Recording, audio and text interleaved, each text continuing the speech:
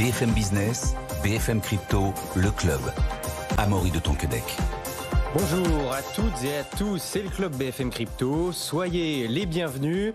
Au sommaire du jour, Changpeng Zhao, CZ pour les intimes, l'ex-grand patron de Binance, confiné aux États-Unis jusqu'à nouvel ordre. Quelle est la suite pour lui? On va voir ça en quelques instants. Et suite à cette affaire, on voit que l'action Coinbase monte. On verra comment les cartes pourraient être rebattues dans l'univers crypto suite à cette affaire. Pour en parler en plateau avec nous, Valentin Demey est avec nous. Bonjour Valentin. Bonjour Amaury. Directeur des contenus chez Cryptost et CEO de Cube3. Et les cryptos, polluantes pour certains, pourraient servir à financer la transition écologique. Un bon sujet avant l'ouverture de la COP28 à Dubaï ce jeudi.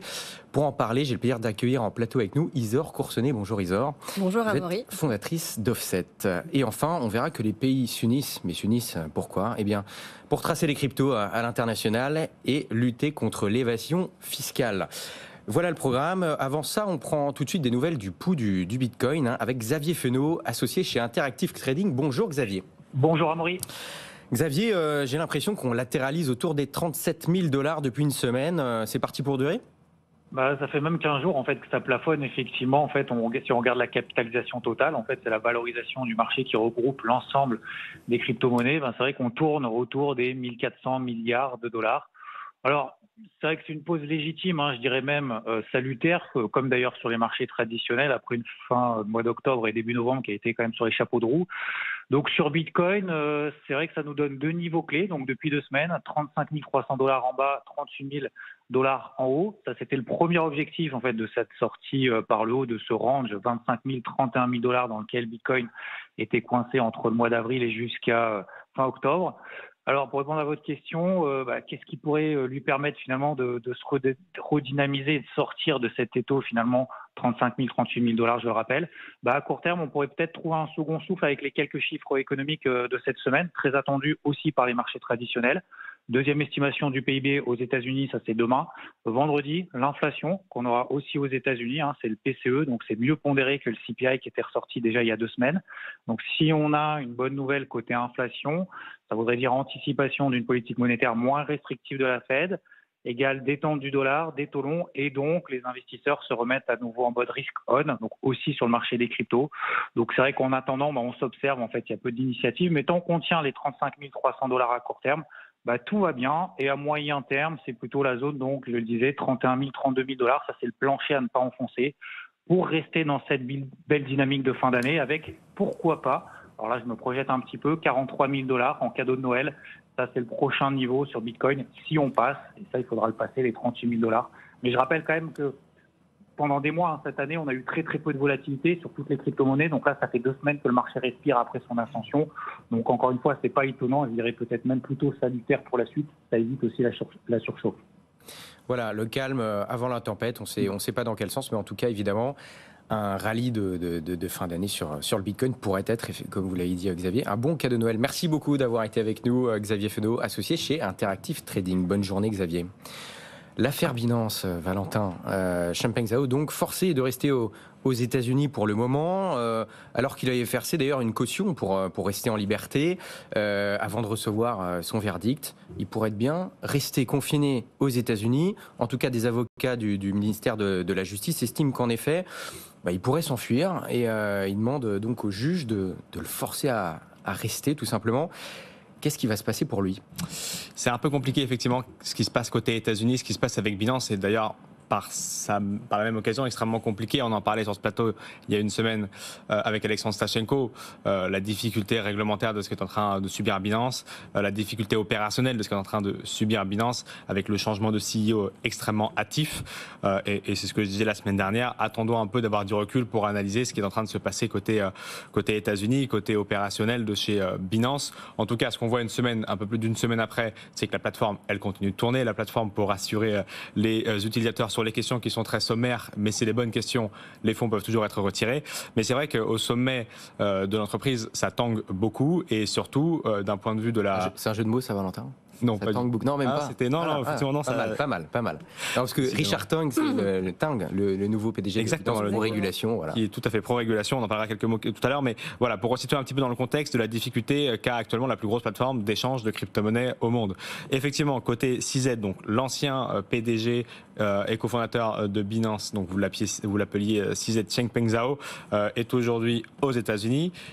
Il a fait la demande de retourner aux Émirats Arabes Unis, là où se trouvent sa femme et ses enfants, il y a quelques jours. Et pour aller dans ce sens, il a notamment négocié certaines choses donc avec la justice américaine. Vous l'avez dit, déjà quitté très rapidement son poste de CEO, ça s'est fait extrêmement vite, en 24-48 heures en début de semaine dernière. Mettre en caution 175 millions de dollars, ainsi que payer une amende de 50 millions de dollars. Malgré tout, effectivement, la justice américaine estime qu'il y a un risque trop important, qu'il retourne aux Émirats Arabes Unis et qu'il y reste, puisqu'il n'y a pas d'accord d'extradition entre les États-Unis et les Émirats Arabes Unis. Et effectivement, certains avocats de la justice américaine arguent que parmi les 175 millions de dollars sous caution qui ont été déposés par Binance, il y a beaucoup d'actifs qui ne se trouvent pas sur le sol américain et donc qui seraient insaisissables par la justice américaine, ou en tout cas très difficilement. Donc pour toutes ces raisons, il y a eu cette demande d'opposition pour que CZ reste dans les frontières américaines. Ça va dans ce sens pour l'instant.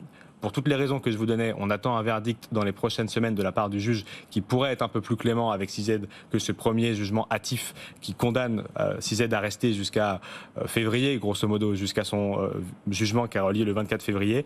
On pourrait espérer voir le juge un peu plus clément vis-à-vis de tous les efforts qui ont été faits par CZ, quitter son poste de PDG très vite, payer 50 millions de dollars, être à la disposition de la justice, mettre 175 millions de dollars de caution.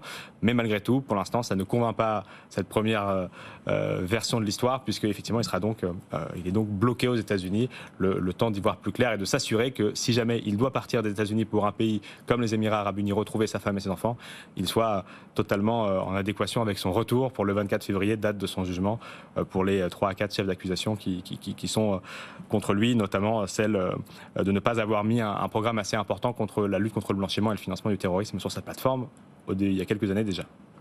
Oui, et depuis, il a changé. On voit que dernièrement, comme vous venez de le dire, Valentin, Binance a montré patte blanche et fait figure de bon élève, en tout cas depuis quelques jours, vis-à-vis de la justice américaine. On voit que c'est l'action Coinbase en bourse qui décolle, alors qu'on vient de le voir, il y a du flou côté Binance. C'est quoi? C'est le début d'un nouveau paradigme? Est-ce qu'on peut penser qu'il y a un lien entre ce qui se passe du côté de Binance et ce regain d'intérêt pour Coinbase des investisseurs? Oui, effectivement, la plateforme Coinbase a toujours pris une tangente différente de celle de Binance. C'est-à-dire que même si aujourd'hui Binance montre patte blanche et accepte de se faire taper sévèrement sur les doigts par la justice américaine, elle n'a pas toujours pris cette direction-là. Elle s'est permis quelques écarts pour faire avancer l'industrie, là où effectivement Coinbase a toujours préféré jouer extrêmement prudemment son jeu, et c'est ce qui semble ressortir des cours des actifs aujourd'hui dont on parle. En l'occurrence, l'action Coinbase est en hausse de 66% ces dernières semaines. Alors bien évidemment, ça s'explique par la hausse de tous les actifs numériques depuis un peu plus de 5 semaines, mais voilà, il y a peut-être ce trade qui est en train d'être fait par les investisseurs qui est de dire, puisqu'il y avait une incertitude réglementaire aux États-Unis, il fallait jouer avec des règles qui étaient inconnues. Maintenant, elles commencent à se préciser un petit peu. Maintenant, effectivement, c'est un petit peu ce qu'on disait avec Alexandre Stachenko la semaine dernière vis-à-vis de la prise importante de la part des États-Unis sur une plateforme étrangère comme celle de Binance en termes de guerre économique. C'est un signal extrêmement puissant qui est envoyé. Donc il y a un repositionnement de la part de la première puissance économique mondiale où on se disait ils sont en train de passer à côté de quelque chose. Ils passaient pas forcément à côté, peut-être qu'ils jouaient un autre jeu. Ils sont peut-être en train de réaccorder les violons. Et donc par définition, la plateforme Coinbase étant cotée au Nasdaq, elle est encore plus transparente que l'ensemble des autres plateformes, même si elles essayent toutes d'être transparentes. Là, elle est cotée en bourse et à une bourse américaine. Donc elle coche toutes les cases de la bonne élève. Le pari qu'a d'ailleurs toujours joué Brian Armstrong, qui est qui est le CEO de Coinbase en l'occurrence. Donc oui, peut-être que encore une fois, ce nouveau froid qui a été jeté sur l'écosystème, on voit les États qui commencent de plus en plus à s'intéresser, on voit la difficulté qu'ont les entreprises issues du Web3 à se mettre en régulation. Coinbase a fait ce choix depuis toujours, ça aura pris du temps, c'est d'ailleurs ce que dit un petit peu son CEO dans un communiqué où il précise effectivement avoir fait ce choix depuis toujours d'aller vers la régulation, de prendre plus le temps que les autres, mais de le faire bien, et que a priori ça paye, puisque depuis 2012 c'est les seuls à avoir fait les choses dans l'ordre pour arriver en tout cas a un listing en bourse il y a maintenant plus de 2 ans. Et ça risque d'être reconnu positivement par les investisseurs aujourd'hui, ouais, tout à fait. Isor, votre avis là-dessus, est-ce que Coinbase pourrait bientôt récolter les fruits qu'il a plantés depuis plusieurs années en essayant à tout prix de respecter le plus possible la régulation américaine qui n'existe pas vraiment encore? À mon sens, l'on voit un véritable signal fort. C'est un signal positif. On va avancer vers plus d'adhésion, plus d'éducation, plus de réglementation en vigueur. Binance, et ça a toujours été leur rôle, se présente un peu comme le cow-boy solitaire qui va aller défricher dans le Far West de la crypto. Généralement, on peut suivre la piste avec OKX qui va aller de pays en pays, avec Binance qui va bousculer un peu les codes, et à la suite de Binance, différents grands exchanges qui vont après passer derrière. Mais généralement, c'est toujours Binance qui va mener la charge. On arrive à une véritable croisée des chemins où, pour ce qui est de la finance traditionnelle, JP Morgan va lancer Onyx, qui va également venir se positionner sur le marché. On a pu voir aussi un autre exchange qui était un peu plus discret, qui le reste encore, qui était financé par la World Bank, par la Banque mondiale. Et nous allons avoir BlackRock, qui avait d'ailleurs, de mes souvenirs, engagé l'ancien Head of Digital Assets de Ripple pour spearhead la division des Digital Assets de chez BlackRock. Donc cela fait maintenant 2 ans. Donc je pense qu'ils sont en train de préparer quelque chose. En tout cas, il y a beaucoup de mouvements du côté de BlackRock. L'annoncer sur l'ETF du Bitcoin, pour moi, ce ne sont que des signaux positifs. C'est un écosystème en pleine croissance. Et justement, avec Offset, on se positionne sur cette ouverture. Mais justement, on va en parler d'ailleurs parce qu'il y a la COP28 qui débute ce jeudi 30 novembre à Dubaï, aux Émirats Arabes Unis, et ce jusqu'au 30 décembre. Et on va parler du marché carbone, Isor, avec vous. Vous avez donc fondé Offset, qui est dans le but d'accélérer je finis avec ça. Vous avez fondé Offset avec en advisor notamment Xavier Gomez et Nicolas Baca, qui est cofondateur de Ledger. Et le challenge, c'est quoi? C'est de réduire les émissions de gaz à effet de serre de moitié d'ici 2030, donc beau challenge. Et une des solutions que vous proposez, c'est d'accélérer l'arrivée de liquidités nécessaires pour financer donc le coût de la transition. Pour commencer, est-ce que vous pouvez nous dire ce qu'est Offset, nous présenter ce que c'est? C'est quoi? On est à la croisée d'une fintech et d'une climate tech? C'est très simple. Ce qu'on fait, c'est un effort de traduction. Quand on regarde le crédit carbone, le crédit, ça veut dire la confiance. Le carbone, c'est une molécule que l'on retrouve dans toute forme de vie. Donc un crédit carbone, c'est une confiance que l'on accorde sur la vie. Donc à quel point, en l'occurrence sur les marchés des quotas carbone, on va, en tant qu'organisme gouvernemental, indexer une confiance à une grande entreprise ou un grand pollueur sur un crédit de vie. Donc on va vous donner un quota d'émissions que vous allez pouvoir utiliser et ensuite traduire en liquidité.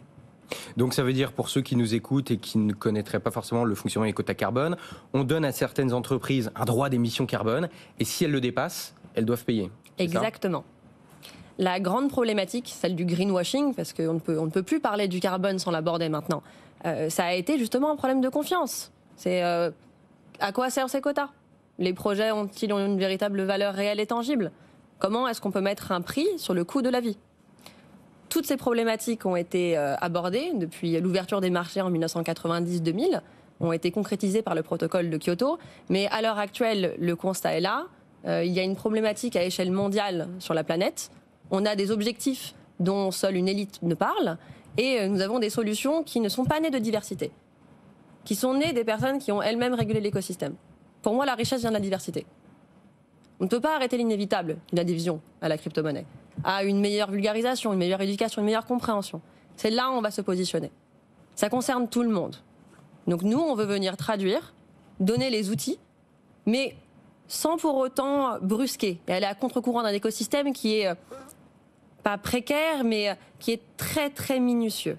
Donc on va utiliser les codes des marchés, donc du cap and trade américain, des codes purement financiers, et on va les traduire avec des codes plus rapides, plus frais, plus enthousiasme, justement pour faire appel à une nouvelle génération qui va recréer un nouveau vent frais d'innovation dans cet écosystème, comme la crypto.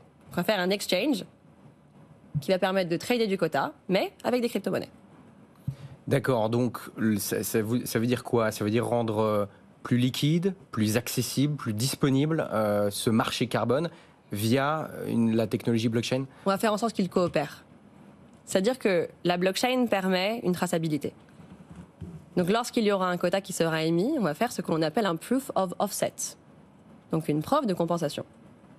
Qu'a été fait du crédit, qu'a été fait du quota. Donc cette preuve va permettre au gouvernement de s'assurer à échelle nationale ou internationale quel est l'état de l'art du marché. Ça permet quoi? Ça permet d'avoir plus de transparence sur tous ces quotas qui sont émis, voir s'ils sont bien respectés par rapport à ce qui existe aujourd'hui?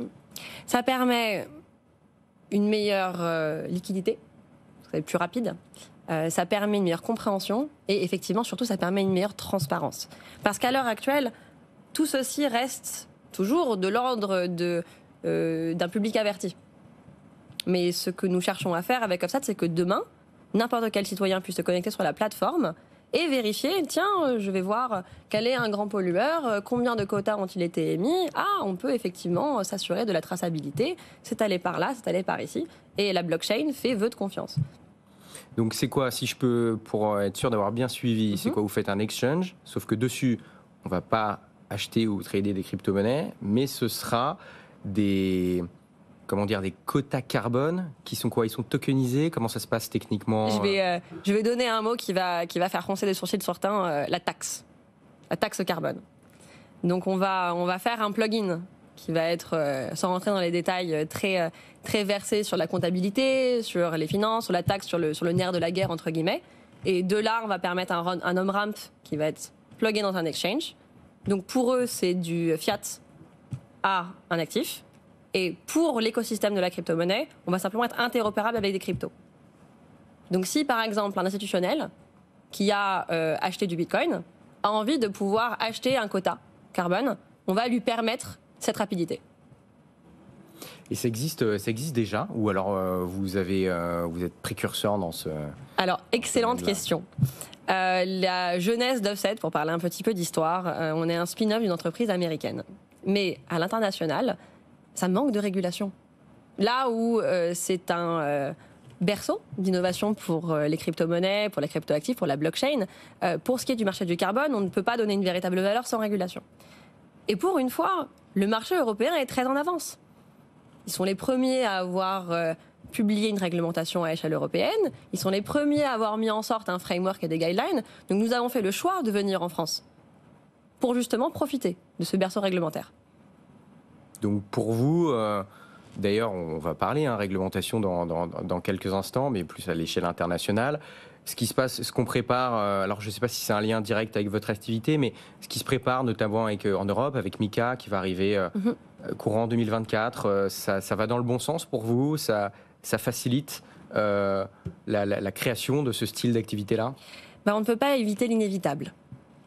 On a une génération qui a besoin d'être beaucoup plus éduquée au code de la finance, qui a besoin d'avoir ses jouets, ses outils à portée de main. Oui, le fait qu'il y ait plus de régulation va peut-être empêcher certaines innovations d'usage. Néanmoins, je pense qu'elles vont offrir un socle et une fondation beaucoup plus stable à ceux qui sont présents dans l'écosystème depuis longtemps, qui les attendent et qui s'y préparent.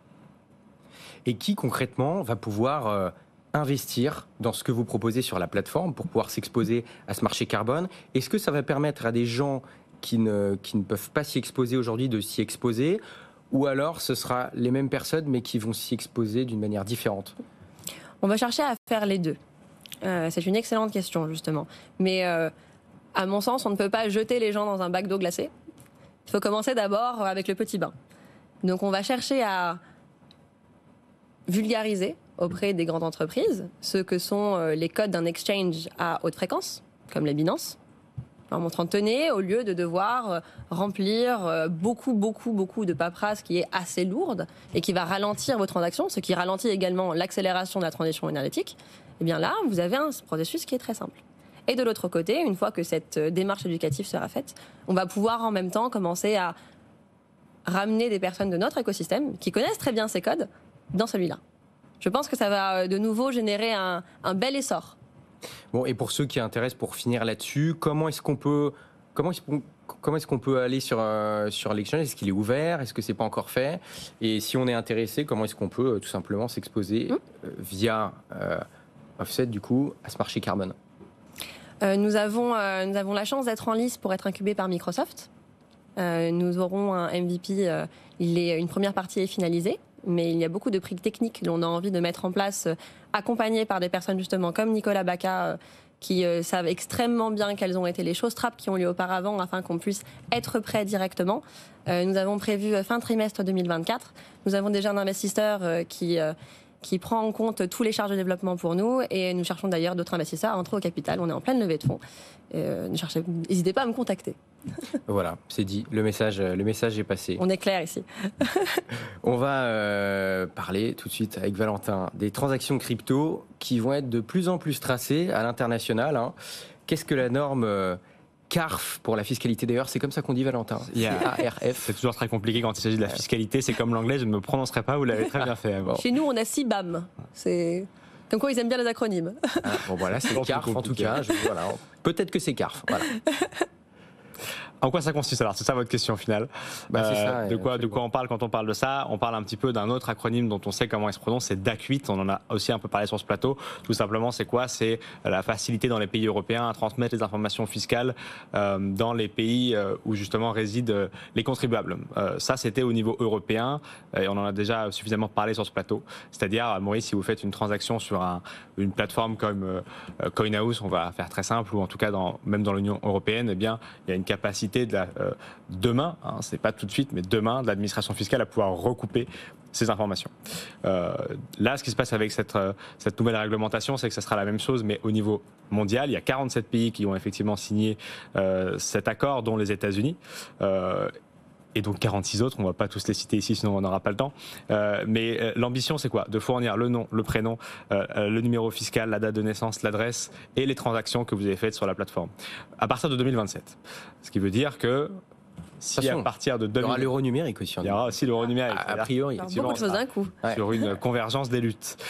Mais sur ce sujet-là, l'objectif, c'est effectivement de pouvoir comparer ce que vous allez déclarer à l'administration fiscale. Depuis des années, on sait qu'il faut déclarer à l'administration fiscale les plateformes détenues en crypto, particulièrement celles qui n'ont pas l'UPSAN, parce qu'il y a toujours la subtilité il y en a qu'on doit déclarer, d'autres qu'on n'est pas obligé de déclarer. Le plus simple, c'est de les déclarer toutes si on veut faire les choses bien. Et ensuite, il y a l'obligation de déclarer les cessions contre de la monnaie fiduciaire, puisqu'elles sont imposées à 30% sur la plus-value, la fameuse flat tax.